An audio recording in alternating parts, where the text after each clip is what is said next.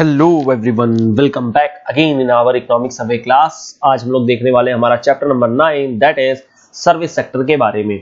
Service sector, तो फिर हम लोग स्टार्ट करते हैं जरा आज का सेक्टर। और आज का सेक्टर स्टार्ट करने से पहले आप लोगों के लिए छोटी सी इंफॉर्मेशन कि हम लोग प्रीलिम्स लॉकडाउन सीरीज स्टार्ट करने वाले हैं। और ये क्योंकि इस समय लॉकडाउन चल रही है तो हम लोग सारी तैयारी घर बैठे ही कर रहे होंगे अपने प्रीलिम्स एग्जामिनेशन के बारे में। यहाँ पर सबसे पहले 9 AM पे आप लोगों को क्लास मिलेगी और वो रहेगी थ्योरी क्लास। फिर इसके बाद से 2 PM पे सेम इसी थ्योरी क्लास पे बेस्ड क्वेश्चन एंड आंसर मिल जाएंगे आपके। और फिर 4 PM पे करंट अफेयर्स मिलेगी। तो ये पूरा का पूरा हर दिन का शेड्यूल रहेगा 6 डेज इन अ वीक। ठीक है, 6 डेज इन अ वीक का क्लास रहेगा और ये संडे को ऑफ रहेगी। और इस तरीके से हम लोग प्रिपरेशन कर रहे होंगे अपने प्रीलिम्स की। यहाँ पर आपके सारे टॉपिक्स जो भी होते हैं, चाहे इकोनॉमिक्स हो, चाहे एनवायरनमेंट हो, चाहे ज्योग्राफी हो, चाहे हिस्ट्री हो, या फिर पॉलिटी हो, या फिर कोई भी सब्जेक्ट, साइंस एंड टेक हो, कोई भी सब्जेक्ट होगा, ये सारे सब्जेक्ट की आपकी प्रिपरेशन करा दी जाएगी। The holistic perspective of prelims आपको यहाँ पर देखने को मिलेगा। इसके अलावा आपको अगर कोई डाउट होती है तो आप इस नंबरों पे 8586077669 इन नंबर पे रीच आउट कर सकते हैं। इसके अलावा ईमेल आईडी recognitionIAS@gmail.com, यहां पर आप हमें ईमेल कर सकते हैं। इसके अलावा टेलीग्राम चैनल की लिंक आपको डिस्क्रिप्शन बॉक्स में दी गई है, वहां पर उसको भी आप लोग ज्वाइन कर लीजिए फटाफट। और वहीं पर आपको सारी इंफॉर्मेशन दी जाएगी इस प्रीलिम्स के भी बारे में, और बाकी मटेरियल वगैरह भी वहीं पर शेयर किए जाएंगे। तो आप फटाफट उस लिंक को ज्वाइन कर लीजिए। और अगर कोई डाउट होता है then you can refer to these numbers, email और टेलीग्राम ग्रुप। चलिए फिर स्टार्ट करते हैं हमारा आज का chapter that is service sector. तो देखिए अगेन हम लोग शुरू में पहले कुछ बुलेट पॉइंट्स, इंपॉर्टेंट लाइंस जो होती हैं उसको डिस्कस किया करते हैं, तो वो आप लोग खुद से देख लीजिएगा। हम लोग स्टार्ट करते हैं हमारा ओवरव्यू के बारे में। तो ओवरव्यू अगर देखा जाए तो हम लोगों ने ऑलरेडी देखी है अपने इकोनॉमी की जो बाकी चीजें हैं, जैसे एग्रीकल्चर सेक्टर हो गया, इंडस्ट्रियल सेक्टर हो गया, इसके बारे में हम लोग देख रखे हैं। और आज हम लोग देखने वाले हैं हमारा सर्विस सेक्टर के बारे में। एग्रीकल्चर के बारे में हम लोगों को पता है कि हमें डिक्लाइन देखने को मिली है। इंडस्ट्री सेक्टर में हम लोगों ने देखा कि ये अप तो हुआ है बट मार्जिनल हुआ है, तो कुछ खास नहीं हुआ है। बाकी इसमें हम लोग आईआईपी को लेकर के काफी कुछ डिस्कशन कर रखे हैं अपने लास्ट वीडियो में। आज हम लोग देख रहे हैं सर्विस सेक्टर, और सर्विस सेक्टर में हम लोग देखेंगे ये भी इंक्रीज तो किया है बट कुछ खास इंक्रीज नहीं किया है, एक नॉर्मल सा इंक्रीज देखने को मिला है। और वही अगर यहाँ पर देखा जाए तो as per the first advance estimate of GVA from ministry of statistics, जो इस समय ग्रोथ देखने को मिली है वो मिली है 7.5% से 6.9 पर जा रही है। कंटिन्यू टू मॉडरेट, ये वैल्यू गिरते जा रही है 6.9। यानी कि क्या हो रहा है कि ग्रोथ तो हुई है बट जो ग्रोथ का रेट ऑफ द ग्रोथ है वो गिरा है। क्लियर, ग्रोथ तो हुई है, पहले लास्ट ईयर 2018 के नियर अबाउट में जो आपकी ग्रोथ 7.4 7.5 थी वो इस समय घट करके 6.9 पे चली गई है। तो इस तरह से वैल्यू देख सकते हैं कि 7.5 से वैल्यू गिर करके 6.9 पे चली गई है, but still it has recorded a growth. Clear, बाकी हम लोग देखा जाए अगर कि ये ग्रोथ किस तरीके से है तो देखिए होटल, ट्रेड, ट्रांसपोर्ट, कम्युनिकेशन, इसमें जो ग्रोथ देखने को मिली है वो ग्रोथ डिक्लाइन की है। 7.5 से 6.9 ये ओवरऑल, और ग्रोथ होटल्स वगैरह में गिरने को मिली है। जैसे 6.9 लास्ट ईयर था, इस ईयर 5.9 नोट किया गया है। फाइनेंशियल और रियल एस्टेट में बात करें तो ये भी ग्रोथ डिक्लाइन किया हुआ है। पब्लिक एडमिनिस्ट्रेशन, डिफेंस की अगर बात करें तो ये इंक्रीज हुआ है 8.6 से 9.1 में हुआ है, एंड दैट इज बिकॉज कि यहाँ पर प्राइवेटाइजेशन बढ़ा दी गई है। जैसे डिफेंस के लिए रिलायंस डिफेंस वगैरह को अब नए प्रोजेक्ट्स दे दिए गए हैं, जिससे कि यहाँ पर ग्रोथ देखने को मिली है। अदरवाइज इकोनॉमी तो काफी स्टैग्नेंट रही है, इस वजह से हमें एक अच्छा खासा डिक्लाइन देखने को मिल रहा है। लेकिन वही अगर बात करते हैं कि सर्विस सेक्टर में, तो it is continues to outperform agriculture and industrial sector. अभी भी ये बाकी दोनों सेक्टर को लीड कर रहा है, contributing around 55% to total GVA as well as to total GVA growth. Clear, तो यहाँ पर अल्टीमेटली बता रहा है कि दोनों सेक्टर से काफी ऊपर है और 55% का शेयर यहाँ पर देखने को हमें मिल रहा है। अब देखिए जैसे कि हम लोगों ने एग्रीकल्चर के लिए देखा, तो एग्रीकल्चर में हम लोगों ने अलग अलग बास्केट्स को देखा थे। हम लोगों ने यहाँ पर एसेंशियल गुड्स को लेकर के देखा था, एसेंशियल गुड्स। बाकी हम लोगों ने इंडस्ट्रियल सेक्टर जब देखा था तो हम लोगों ने आईआईपी के बारे में बात किया था। हम लोग जब सर्विसेज सेक्टर को देख रहे होते हैं तो यहाँ पर भी कुछ ना कुछ एक इंडेक्स होना चाहिए जिससे हम लोग कंपेयर कर सकें। तो यहाँ पर जो इंडेक्स होती है उसको बुलाता है पीएमआई, इसको बुलाता है परचेजिंग मैनेजर्स इंडेक्स। ये देखिए गवर्नमेंट का नहीं होता, ये प्राइवेट फर्म के द्वारा निकाली जाती है। और यहाँ पर क्या होती है, जितने भी कंपनीज हैं उनको देखा जाता है, उनको इवेल्युएट किया जाता है और अल्टीमेटली उनके बेसिस पे एक परचेजिंग मैनेजर्स इंडेक्स निकाली जाती है और ये बताती है performance of service sector in the economy. Clear है, performance of service sector in economy, इसके बारे में यहाँ पर बताई जाती है। तो वही अगर यहाँ पर देखा जाए परचेजिंग मैनेजर्स इंडेक्स के बारे में, it has stabilised in recent month, यानी कि क्या है कि स्टेबलाइज हो रही है, दैट मींस ना तो ग्रोथ देखने को मिल रहा है ना तो डिक्लाइन देखने को मिल रहा है, above the threshold level of 50। ठीक है, और ये बता रहा है कि इट इज अगेन एक्सपैंडिंग। ठीक है, हालांकि सॉफ्टन हो रखा है, मतलब एक सैचुरेशन लेवल आ रखी है। बात करते हैं अगर एयर पैसेंजर के बारे में, तो growth in air passenger traffic has begun to show some sign of recovery after having witness a slowdown in the mid age. अब अगर देखा जाए यहाँ पर तो देखिए आपको परचेजिंग मैनेजर्स इंडेक्स में देखिए एक डिक्लाइन ही, पहले अप्स एंड डाउन देखने को मिल रहे हैं, बट स्टिल क्या है, ग्रोथ तो है बट स्टैग्नेंट है। अगर पैसेंजर के बारे में बात करें, एयर पैसेंजर, तो देखिए काफी डिक्लाइन देखने को मिल रहा था, लेकिन 19 के बाद मतलब कि मई 2019 के बाद से एक हमें ग्रोथ देखने को मिल रही है, जो कि हम लोग देख सकते हैं। सिमिलरली रेल फ्रेट में भी देखें तो देखिए निगेटिव में चला गया था, बट नवंबर के बाद से ये उठना शुरू कर गया है। अब ये वैल्यू कह सकते हैं हम लोग की ग्रो कर रही है।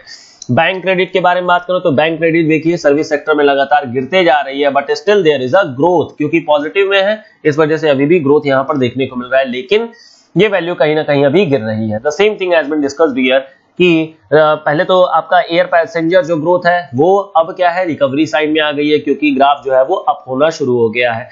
Even the growth in rail freight जो हम लोगों ने देखा वो क्या हो रही है, पहले निगेटिव में जा रही थी, but now it has picked up. In contrast bank credit के बारे में बात करें तो बैंक क्रेडिट क्या है, लगातार गिरते जा रही है, continues to decelerate. The growth in bank credit to service sector was 4.8% as on November as compare to 28.1% a year ago. Clear है, तो यहाँ पर ये जो ग्राफ है इनके बारे में काफी अच्छा एक आइडिया हमें मिल जाता है और इस तरीके से हम लोग देख सकते हैं कि क्या सीन रहा है। अगर हम लोग देखा जाए कि आरबीआई के डेटा के हिसाब से allocation of bank credit for service sector shows that deceleration in credit growth during April November. अब देखिए अगर बात करते हैं कि हमारा जो बैंक क्रेडिट रहा है वो बाकी सेक्टर में क्या रहा है, तो अगर बैंक क्रेडिट के बारे में बात करें तो हम लोगों ने बात किया था जैसे एग्रीकल्चर में ये लगातार गिरते जा रही है। इंडस्ट्री सेक्टर में हम लोगों ने देखा था कि दो तरीके की इंडस्ट्रीज, एक तो एमएसएमई सेक्टर वाली है और दूसरी है जो हमारी मल्टीनेशनल एजेंसीज वाली हैं। इनमें तो अप हो रहा है, लेकिन एमएनसीज जो एमएसएमई है इसमें अगेन दिख रहा है कि गिर रहा है। इसके अलावा अगर सर्विस सेक्टर में बात करें तो देखिए यहाँ पर भी क्या है, अप होना शुरू हो गया है, बट ये हर सेक्टर में अप नहीं हुआ है, कुछ सेक्टर्स में अप हुए हैं, कुछ सेक्टर्स में नहीं हुए हैं, लेकिन ओवरऑल सर्विस के बारे में बात करें तो यहाँ पर अप हमें देखने को मिलता है। और वही बताता है कि deceleration in credit growth during April to November has been driven by professional service, shipping, transport operator, wholesale trade. ठीक है, बैंक क्रेडिट तो these institutions remain high as compared to other service sector। तो यहाँ पर कह क्या रहा है बेसिकली कि जो आपके प्रोफेशनल सर्विस हो गए, जैसे आपकी डॉक्टरी हो गई या इंजीनियरिंग हो गई, इन सब जगहों पर आपको जो क्रेडिट ग्रोथ है वो मतलब डिक्लाइन कर गई है, यहाँ पर नहीं मिल रही है। ट्रांसपोर्ट हो गया, शिपिंग हो गई, होलसेल ट्रेड हो गई, लेकिन टूरिज्म हो गया, होटल हो गया, रेस्टोरेंट हो गए, कमर्शियल रियल एस्टेट हो गए, नॉन बैंकिंग फाइनेंशियल कॉर्पोरेशंस हो गए, यहाँ पर बैंक क्रेडिट हमें ज्यादा देखने को मिल रही है। एनबीएफसी के बारे में तो हम लोगों ने ऑलरेडी डिस्कस किया हुआ था कि एनबीएफसी के पास सिंगल ऑप्शन बचा हुआ है बैंक से क्रेडिट लोन लेने का, और वही चीज हमें क्या दिखा रही है कि बैंक क्रेडिट से ग्रोथ हमें देखने को मिल रही है। क्लियर हो गया। बात करते हैं अगर सर्विस सेक्टर में, तो स्टेट वाइज परफॉर्मेंस अगर देखा जाए तो देखिए स्टेट वाइज परफॉर्मेंस में आउट ऑफ 33 स्टेट 15 स्टेट में सर्विस सेक्टर 50% से ज्यादा ग्रॉस वैल्यू एडेड बना के रखा हुआ है। जैसे हम लोगों ने जीवीए देखा हुआ है सेंटर के लिए, वहां पे 55% है, वैसे ही यहां पर 50% आउट 15 स्टेट में बना के रखा हुआ है, 33 यूटी और स्टेट को मिलाकर में। उसमें से भी 8 स्टेट्स ऐसे हैं जहां पर जो हमारा ग्रॉस वैल्यू एडेड है वो 60% से भी ज्यादा है, मतलब यहां की economy purely service sector based हो जाती है।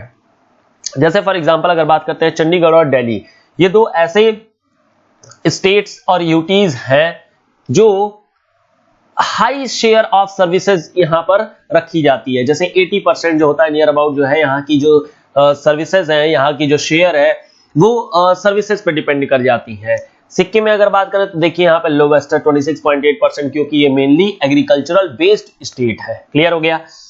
Even state with relatively lower share of service कौन कौन सी हो जाएंगी, जितनी भी एग्रीकल्चर बेस्ड है, इकोनॉमी बेस्ड है, वो सारी की सारी सर्विसेज में कम आ जाएंगी। जैसे झारखंड हो गया, उड़ीसा हो गया, आंध्र प्रदेश हो गया, उत्तराखंड हो गया, गुजरात, आंध्र प्रदेश, गोवा, हालांकि और भी स्टेट्स रहते हैं, उत्तर प्रदेश, बिहार, ये सारे भी स्टेट हैं। बट यहाँ पर क्या है कि कुछ कुछ एग्रीकल्चर पे भी बेस्ड है, लेकिन कुछ कुछ सर्विस सेक्टर पे भी बेस्ड हो गया है। तो हम लोग वही कह सकते हैं कि ये सब सेक्टर्स होते हैं वो कई जगहों पे आउट परफॉर्म किए हुए हैं, कई जगह पे अंडर परफॉर्म किए। फॉर एग्जांपल जैसे देखिए यहाँ पर चंडीगढ़, दिल्ली टॉप के बने हुए हैं। यहाँ पर क्या है, काफी अच्छा एक ग्रोथ देखने को मिला है। जीएसडीपी देख रहे हैं आप 86.7%, 84.1%। बाकी देखिए अगर देखिए बिहार 61.1% सर्विसेज के बेस्ड में हो जाता है, उत्तर प्रदेश में देखिए 48.8% हो जाता है। बाकी लास्ट में हमारे ये सारे स्टेट हो जाते हैं। सिक्किम जो कि प्योरली एक एग्रीकल्चर बेस्ड हो जाती है, ठीक है। गुजरात मैन्युफैक्चरिंग बेस्ड हो जाती है। क्लियर, आगे बात करते हैं। इसके बाद बात करता है कि एफडीआई इनफ्लो सर्विस सेक्टर में कैसा रहा है। तो this is very important sector. यहाँ पर जब आपको देखेंगे तो एफडीआई सेक्टर जो हमारी ministry of commerce and industry है, उसमें हमारी department for promotion of industry and internal trade department होता है, और वो बताता है कि जो एफडीआई में इक्विटी इनफ्लो है। इक्विटी इनफ्लो का मतलब क्या है, एफडीआई देखिए मैंने आप लोग को बताया था कि दो तरीके से फ्लो होता है। एक होता है जहां पर आप कंपनी की ओनरशिप ले रहे होते हैं, या फिर कह लीजिए कंपनी के साथ कोलैबोरेशन कर रहे होते हैं। तो यहाँ पर तो कंपनी ए और कंपनी बी ये दोनों एग्रीमेंट कर लेती हैं। लेकिन दूसरी होती है जहां पर आप कंपनी के स्टेक्स को खरीद लेते हैं। फॉर एग्जांपल जैसे क्या है, फ्लिपकार्ट के स्टेक्स को वॉलमार्ट ने खरीद रखा है, तो it is also a kind of FDI, जहां पर आपके इक्विटी की खरीद बेच कर दी गई है। तो इक्विटी यहां पर खरीदा गया है और यहां पर बॉन्ड फॉर्मेशन किया गया है। क्लियर हो गया। तो हमारी वही चीज यहाँ पे बोल रही है कि जो हमारी एफडीआई इक्विटी है inflows into the service sector witness a strong recovery. तो ये काफी अच्छी एक रिकवरी देखने को हमें यहाँ पर मिल रही है।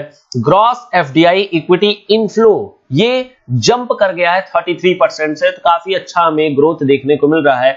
और ये 33% वैल्यू में अगर देखी जाए तो इसकी वैल्यू आती है 17.58 बिलियन यूएस डॉलर। और ये टोटल इक्विटी का मतलब जितनी भी इक्विटी आई है उसका 2/3 है, मतलब 66% ये पूरा का पूरा एफडीआई ग्रोथ हमको देखने को मिल रहा है। बाकी इसके देखिए अलग अलग सेक्टर्स में भी इन्होंने तोड़ करके रखा है। जैसे सबसे ज्यादा जो आई है वो फाइनेंशियल, बिजनेस आउटसोर्सिंग, R&D और टेक टेस्टिंग एनालिसिस, इन सब चीजों में ज्यादा से ज्यादा आई है। दूसरे नंबर पे कंप्यूटर सॉफ्टवेयर पे आई है, फिर ट्रेडिंग पे आई है, फिर टेलीकॉम पे आई है। तो इस तरीके से पूरा का पूरा यहाँ पर चार्ट दिया हुआ है, जो कि आपको देखने की जरूरत नहीं है। बस आप टॉप का याद रखिए कि टॉप सबसे ज्यादा किसको आया हुआ है। क्लियर। इसके बाद आगे अगर बढ़ते हैं तो हम लोग देखें अगर ट्रेड इन सर्विस सेक्टर क्या रहा है, तो आरबीआई का बैलेंस ऑफ पेमेंट ये बताता है कि जो सर्विस एक्सपोर्ट रहा है, दिस इज इंपॉर्टेंट, ठीक है। सर्विस एक्सपोर्ट जो रहा है, देखिए यहाँ पर हम लोग बेसिकली जो बात करेंगे वो हम लोग बात करेंगे कुछ इस तरीके से। यहाँ पर सर्विस सेक्टर के बारे में हम लोग बात कर रहे हैं। यहाँ पर हम लोग देखेंगे दो तरीके से, एक तो बात करेंगे एक्सपोर्ट के लिए और दूसरा बात कर रहे होंगे हम लोग इंपोर्ट के लिए। क्लियर।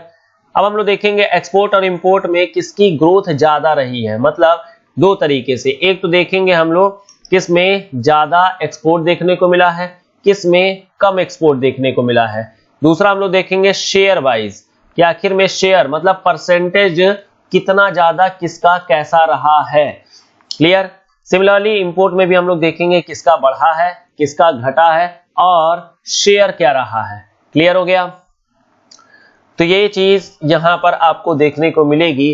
तो मेंटेन द मोमेंटम फ्रॉम 6.4%, तो ये अच्छा खासा ग्रोथ हमें देखने को मिल रही है अभी भी एक्सपोर्ट में। देखिए if you are talking about the services sector, हम लोग यहाँ पर एक्सपोर्ट भी कर रहे होते हैं और हम लोग इंपोर्ट भी कर रहे होते हैं, लेकिन एक्सपोर्ट माइनस इंपोर्ट जो वैल्यू है ये हमें पॉजिटिव में मिलती है। मतलब कि हमारा जो सर्विस सेक्टर है ये सरप्लस में जाता है, मतलब हम लोग एक्सपोर्ट ज्यादा करते हैं और इंपोर्ट कम कर रहे होते हैं, तो सरप्लस में वैल्यू जा रही होती है। और यही कारण है कि हम लोग वर्ल्ड में काफी अच्छा परफॉर्म कर रहे हैं हमारे सर्विस सेक्टर में अगर बात करते हैं तो। और सर्विस सेक्टर में भी सॉफ्टवेयर वगैरह में काफी अच्छा हम लोग परफॉर्म करके रखे हुए हैं। अभी हम लोग थोड़ी देर में इसको डिस्कस भी करेंगे। तो यहां पर बोलता है कि देखिए एक्सपोर्ट ग्रोथ में हमें जंप देखने को मिलती है किस किस सेक्टर में, ट्रैवल में, सॉफ्टवेयर में, बिजनेस में और फाइनेंशियल सर्विस में। क्लियर। बाकी वही अगर बात करते हैं कि कहां पर हमें कॉन्ट्रैक्शन मतलब कमी कहां देखने को मिल रही है, तो हमें कमी देखने को मिल रही है हमारे इंश्योरेंस एंड अदर सेक्टर में। तो देखिए एक बात यहां पर क्लियर हो गई है आप लोगों को कि ये देखिए पॉजिटिव साइड में आ जाता है और ये निगेटिव साइड में। इंश्योरेंस और अदर सेक्टर में कॉन्ट्रैक्शन देखने को मिल रहा है, एक्सपोर्ट यहां पर घट गई है और जो सरप्लस रही है वो ट्रैवल, बिजनेस, सॉफ्टवेयर और फाइनेंशियल सर्विस में रही है। क्लियर हो गया। अब अगर बात किया जाए कि growth in business export share का क्या सीन रहा है, तो शेयर जो है वो ज्यादा से ज्यादा बढ़ी है। किसके लिए ये बढ़ी है? हमारी R&D service, professional management service, consultancy, इन सब चीजों के लिए बढ़ी हुई है। बात करते हैं अगर service export over the past क्या रहा है, तो share of traditional service such as transport, value added, software, financial, इन सब की डिक्लाइन देखने को मिली है। मतलब यहां पर कुछ खास नहीं ऊपर उठा है।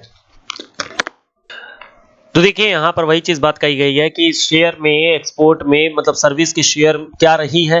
तो यहां पर देखिए पूरी की पूरी चीज को मैंने यहां पर सिंप्लीफाइड वर्जन में आप लोग के लिए लिख दिया है कि देखिए शेयर वर्जन यहां पर कुछ का बढ़ा है, कुछ का घटा है। जैसे किसका बढ़ा है? ट्रांसपोर्ट का बढ़ा है, वैल्यू एडेड सर्विस का बढ़ा है, जैसे सॉफ्टवेयर हो गया, फाइनेंशियल सर्विस हो गई, कम्युनिकेशन हो गई, इनका शेयर बढ़ा है हमारे सर्विस सेक्टर के एक्सपोर्ट में। अब वही बात करते हैं घटा किसका है, तो ट्रैवल का घटा है और बिजनेस सर्विस का घटा हुआ है। क्लियर। ग्रोथ हमें देखने को मिली है कहां पे? रिसर्च एंड डेवलपमेंट में, professional and management, consultancy services में और technical and trade related services में। इंपोर्ट में अगर बात करें कहां पर बढ़ा है और कहां पर घटा है, तो देखिए बढ़ा है हमारा ट्रांसपोर्ट में, सॉफ्टवेयर में, कम्युनिकेशन और बिजनेस सेक्टर में। घटा कहां पे? फाइनेंशियल सर्विस में, इंश्योरेंस में और ट्रैवल सर्विस में। अब अगर इंपोर्ट और एक्सपोर्ट को अगर कंपेयर किया जाए तो देखिए अगर ट्रैवल के बारे में बात करें तो ट्रैवल का एक्सपोर्ट, यहां पर एक फॉर्मूला लिख लेते हैं, एक्सपोर्ट माइनस इंपोर्ट, और ये वैल्यू अगर पॉजिटिव में आती है तो ये हो जाता है सरप्लस में, और अगर ये वैल्यू निगेटिव में आती है तो ये आ जाती है डेफिसिट में। क्लियर। अब अगर बात करते हैं ट्रैवल के बारे में, तो ट्रैवल देखिए एक्सपोर्ट इसका बढ़ा है और इंपोर्ट इसका घटा है, तो ओवरऑल ये सरप्लस में चला गया। तो हम लोग अगर ट्रैवल के बारे में बात करें, एक बार मैं इंक चेंज कर देता हूं ताकि आपको एक ज्यादा अच्छे से क्लैरिटी आए, और येलो ले लेते हैं। ट्रैवल में अगर बात करते हैं, ट्रैवल में अगर बात करें तो ये आपका सरप्लस में आ जाता है। क्लियर। फिर अगर बात करते हैं बिजनेस में, तो बिजनेस में देखिए एक्सपोर्ट बढ़ा है और इंपोर्ट भी बढ़ा है, लेकिन अगर दोनों को माइनस करेंगे तो एक्सपोर्ट इसका ज्यादा बढ़ा है एज कंपेयर टू इंपोर्ट, तो अगेन ये भी सरप्लस में आ जाती है। सॉफ्टवेयर के बारे में बात करें तो एक्सपोर्ट भी बढ़ा है, इंपोर्ट भी बढ़ा है, लेकिन अगेन ये वैल्यू भी पॉजिटिव में रहती है, ये वैल्यू भी सरप्लस में रहती है, क्योंकि यहां पर एक्सपोर्ट ज्यादा हुआ है as compare to import. Clear है। तो इस तरीके से हम लोग देख सकते हैं हमारा जो मैक्सिमम सर्विसेज सेक्टर की जो ट्रेड रही है वो हमेशा सरप्लस में ही रही है, ये हमारी सरप्लस में रही है। क्लियर हो गया। तो यही चीज बेसिकली आप लोग को बताना था, जो आपको ध्यान में रखनी थी, वही यहां पर देख लेंगे आप। The share of travel has been increased over the past decade and as business sector has risen significantly। बाकी चीजें देखिए ऑलरेडी डिस्कस कर ली गई हैं, ये आप लोग देख सकते हैं। जैसे इंश्योरेंस जो होता है वो निगेटिव में है क्योंकि उसकी शेयर घट गई है। इंश्योरेंस अगेन देखिए यहाँ पर वैल्यू घटी हुई है, फाइनेंशियल सर्विस की घटी हुई। क्लियर है। तो चेंज इन, अब इसका रीजन क्या है आखिर में, क्यों इतना एक्सपोर्ट और इंपोर्ट में जो चेंजेस है वो देखने को मिले हैं? इसका रीजन इकोनॉमिक सर्वे बताता है कि देखिए एक्सचेंज रेट में काफी यहां पर अभी फिलहाल में चेंज देखने को मिला है, and that is why import और एक्सपोर्ट की वैल्यूज में इस तरीके से शेयर में हमें काफी कमी और इस तरीके से बढ़ोतरी देखने को मिल रही है। यूएस के वीजा नॉर्म जो है वो काफी ज्यादा टफ कर दिए गए हैं। ग्लोबल आईटी जो स्पेंडिंग है उसमें चेंजेस आ गए हैं। इसके अलावा local hiring of export destination के लिए जो प्रेशर आया है उसके लिए भी काफी ज्यादा चेंजेस हमें देखने को मिले हैं। तो दीज आर द रीजंस जिसके कारण से हम लोगों की सर्विस सेक्टर में चेंजेस आए हुए हैं। इसके अलावा जो होता है हमारे एक प्राइवेट संस्था है गार्टनर, ये क्या करती है, ये एक तरीके से कह लीजिए कि परफॉर्मेंस देख रही होती है अगेन ये भी सर्विस सेक्टर की, और ये बोलती है कि इवन दो आईटी स्पेंडिंग जो एक्सपेक्टेड टू ग्रो है, एक्सेलरेट करनी है, आगे जाकर के बढ़ेगी, and this is because the rising production cost and uncertainty related to Brexit and US visa norm post downward link। लेकिन आगे जाकर के ये वैल्यू आगे जाकर के बढ़ने वाली है, ग्रोथ आने वाला है, ऐसा ये गार्टनर हमारी जो प्राइवेट संस्था है वो बोलती है। क्लियर है। अगर सर्विस सेक्टर के इंपोर्ट के बारे में वैसे ही बात किया जाए, देखिए 7.9% हमें ग्रोथ देखने को मिलती है। इंक्रीज हमें सॉफ्टवेयर, ट्रांसपोर्ट, कम्युनिकेशन, इन सब के बारे में देखने को मिलता है। और कॉन्ट्रैक्शन निगेटिव किस में आती है? फाइनेंशियल और इंश्योरेंस सेक्टर में। तो इस तरीके से हम लोग ये पूरा का पूरा ऑलरेडी डिस्कस कर ली है in our chart. Net export of service के बारे में बात करें तो देखिए शेयर वाइज अगर बात किया जाए तो वैल्यू 4.1 आती है, और ये सरप्लस और किसमें कॉन्ट्रैक्ट हो रही है वैल्यू दिखा दी गई है यहाँ पर। अब यहाँ पर बात करते हैं कि जैसे सर्विस सेक्टर में, सॉफ्टवेयर सेक्टर में ही हो गया, तो India run A small trade surplus in travel, insurance and financial service. क्यों? क्योंकि यहाँ पर इंपोर्ट एक्सपोर्ट दोनों ही हो रहा है, लेकिन एक्सपोर्ट ज्यादा हो रहा है एज कंपेयर टू इंपोर्ट। हालांकि एक्सपोर्ट में कमी देखने को मिली है, इंश्योरेंस में भी, लेकिन the same thing is being reported under import. तो इस तरह से ओवरऑल वैल्यू सरप्लस में आ जाती है। लेकिन यहाँ पर एक वैल्यू है जो डेफिसिट में चली जाती है, और वो होता है education import. This is important, आपको ये ध्यान में रखना है कि जो एजुकेशन इंपोर्ट है हमारा वो इस समय डेफिसिट में है। और क्यों डेफिसिट में है? ऐसा इकोनॉमिक सर्वे बोलता है कि the expenditure incurred by Indian students travelling abroad for education purpose on tuition, room, boarding, reaching about $3 billion, adding to other payments for education purpose such as fees paid by correspondence course abroad। इन सब चीजों पूरी cost को ले लेंगे तो ultimately ये value जो होती है वो काफी ज्यादा निगेटिव में चली जाती है। क्लियर है। देखिए वही चीज यहाँ पर डिस्कस भी किया गया इंपोर्ट ऑफ एजुकेशन सर्विसेज में, कि यहाँ पर जो हमारी इंपोर्ट हो रही है एजुकेशन रिलेटेड ट्रेवल सर्विस, देखिए बहुत ज्यादा ब्रॉड है। और वही अगर बात करते हैं अदर पेमेंट, ये मिलकर के मतलब टोटल मिला करके ये इतना हो जाता है, जिसमें अदर पेमेंट कम है, एजुकेशन रिलेटेड ट्रैवल एक्सपेंस ज्यादा है। वही चीज यहाँ पर दिक्कत बताई भी गई है कि from a long run perspective India focus on boosting service export during bilateral trade negotiation angers well for mitigating bilateral trade deficit with trading partner. अगर वही बात करें आगे का क्या सीन है, तो देखिए वर्ल्ड ट्रेड वॉल्यूम जो है फॉर गुड्स एंड सर्विसेज, ये आगे जाकर के, हालांकि अभी तो रुक रहा है, डिक्सेलरेट कर रहा है, लेकिन आगे जाकर के ये रिकवर करेगा। And global uncertainty, protectionism and stricter migration rule would be the key factor in shaping India's trade service trade ahead। Clear है।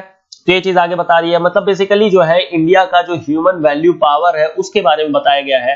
हालांकि ये सारा का सारा इकोनॉमिक सर्वे की जितनी भी डिटेल्स है वो फेल हो जाती है, क्योंकि इस ईयर में हमें एक बहुत ही पैंडेमिक डिसीज कोरोना को हमें फाइट करना पड़ रहा है, जिसके कारण से जो पूरे वर्ल्ड की जो इकोनॉमिक्स है वो इस समय एकदम कोलैप्स कर गई है। बात करते हैं अगर इंडिया के वर्ल्ड कमर्शियल सर्विस एक्सपोर्ट में क्या सीन रहा है, तो देखिए कमर्शियल सर्विस एक्सपोर्ट का मतलब मर्चेंडाइज एक्सपोर्ट और सर्विस एक्सपोर्ट के बारे में बात कर लेते हैं हम लोग। तो MEIS SEIS स्कीम ऑलरेडी हम लोगों ने लास्ट क्लास में डिस्कस करके रखा हुआ है। वही यहाँ पर बात करता है कि जो मर्चेंडाइज एक्सपोर्ट है वो फास्टर ग्रो कर रहा है as compare to commercial service export. तो जो कमर्शियल सर्विस एक्सपोर्ट है have outperformed goods export lately. This has led to increase in share of commercial service export in overall export both in India as well as globally। आप लोग देख सकते हैं in the value.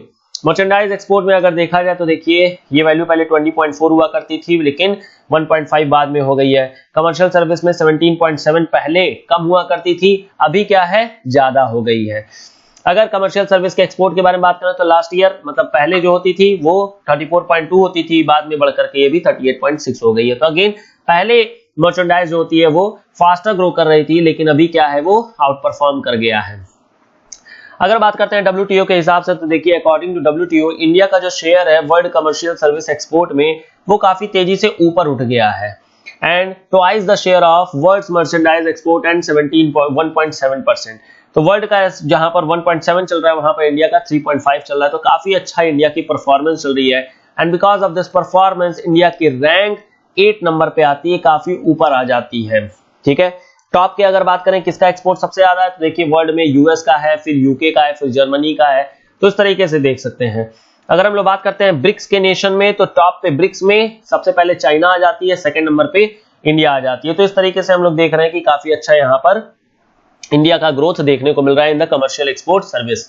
The same thing यहाँ पर भी discuss किया गया है कि क्या चीज कैसी है, तो आप इसको स्किप कर सकते हैं। ऊपर वाला ग्राफ ज्यादा इंपॉर्टेंट था as compare to this graph. Box 2 में अगर देखा जाए तो यहाँ पर बात किया गया ऑफशोर फंड मैनेजमेंट के बारे में, ठीक है, ओवरसीज फंड मैनेजमेंट के बारे में बात किया गया है।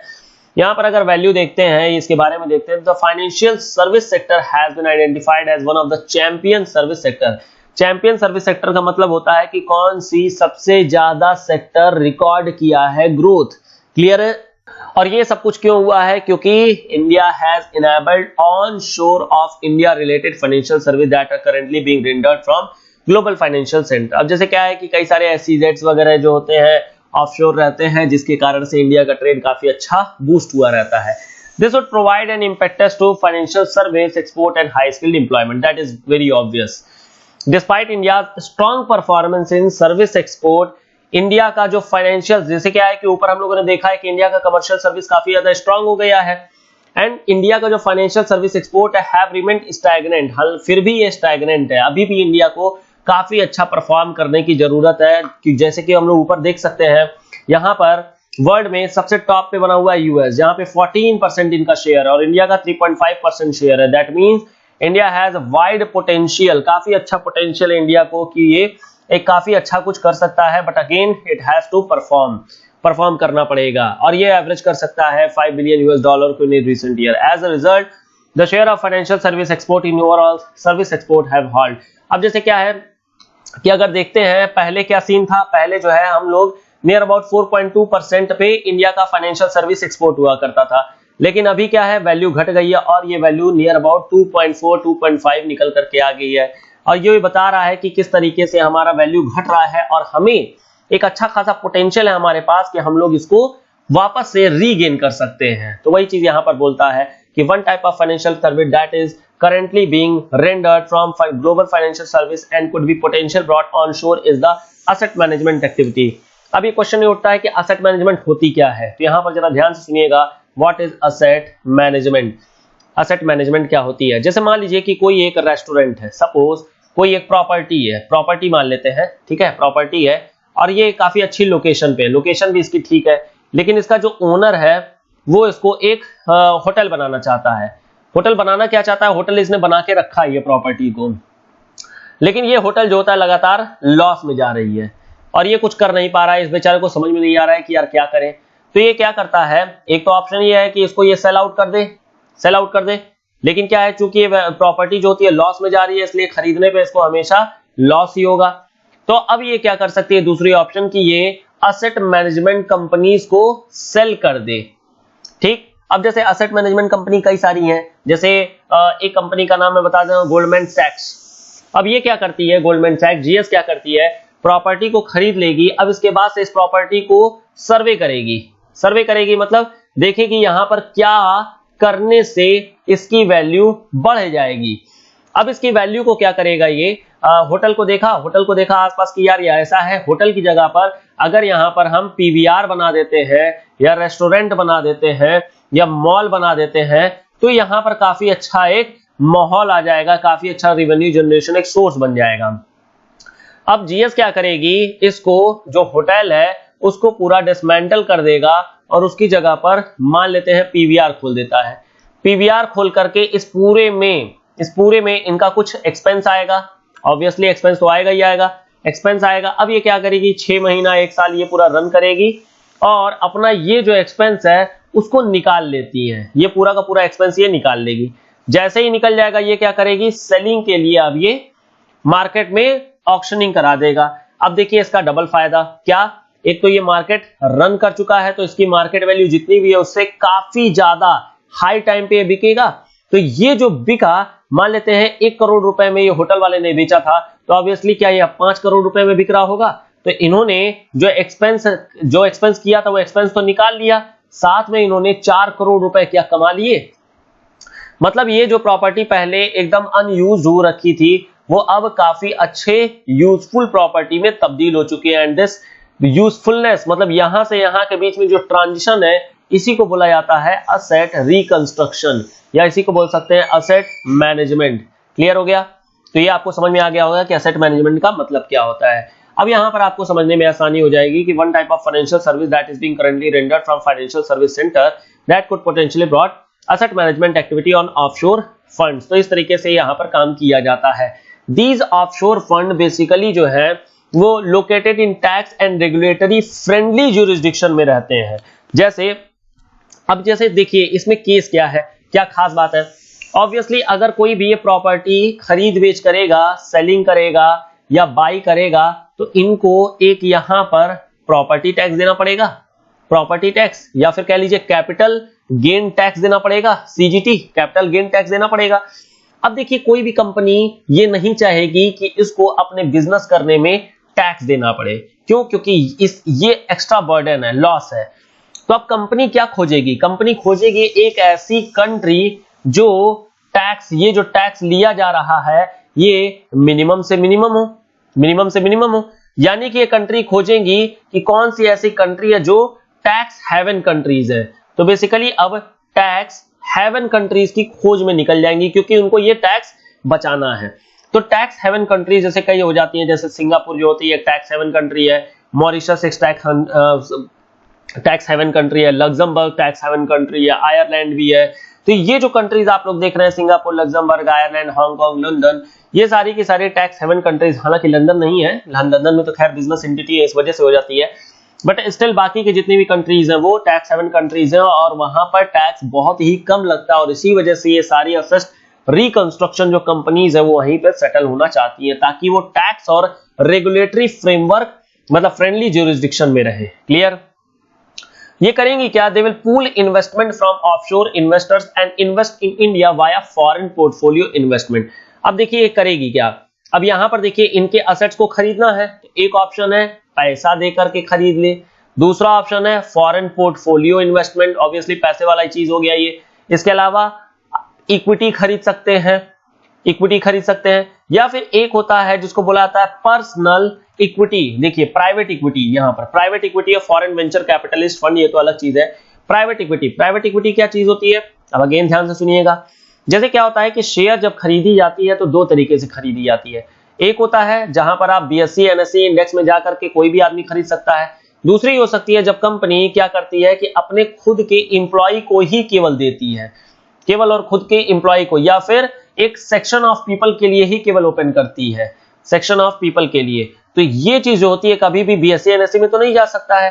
तो इस तरीके के स्टॉक्स को बोला जाता है प्राइवेट स्टॉक, या फिर इसी को बोला जाता है प्राइवेट इक्विटी। क्लियर है? तो इस तरीके की इक्विटी को प्राइवेट इक्विटी बोला जाता है और वो यहां पर भी खरीद ली जाती है। जैसे कि क्या है, ये वाली जो प्रॉपर्टी है कायदे से, ये वाली प्रॉपर्टी जो होटल है वो एक तरीके से प्राइवेट इक्विटी के फॉर्मेट में इसको बेचा गया है। क्लियर? क्योंकि ये कंपनी ना तो कहीं पर एनएसई, ना तो बीएसई, ना कहीं भी किसी ऐसे प्लेटफॉर्म पे गई जहां पर बेची जा सके। बस इसने क्या किया, जीएस को सीधे कांटेक्ट किया और उसको बेच दिया। This is private equity. Clear हो गया? तो ये काफी ध्यान से समझिएगा, बहुत ही टेक्निकल डिटेल्स है यहां पर। ठीक है? बाकी फॉरेन वेंचर का मतलब ये होता है जब ग्रुप ऑफ कुछ लोग मिलकर के आते हैं और खरीद लेते हैं इसको। क्लियर? तो यहां पर जो इंपॉर्टेंट चीज थी वो यही थी। Such funds include India focused offshore fund which invest only in India. और ये लोग केवल जो इंडिया वाले होते हैं इंडिया में कर रहे होते हैं। जो ये तो खैर आपके डिपेंड करता है कंपनी के ऊपर कि कंपनी कैसा क्या करना चाहती है।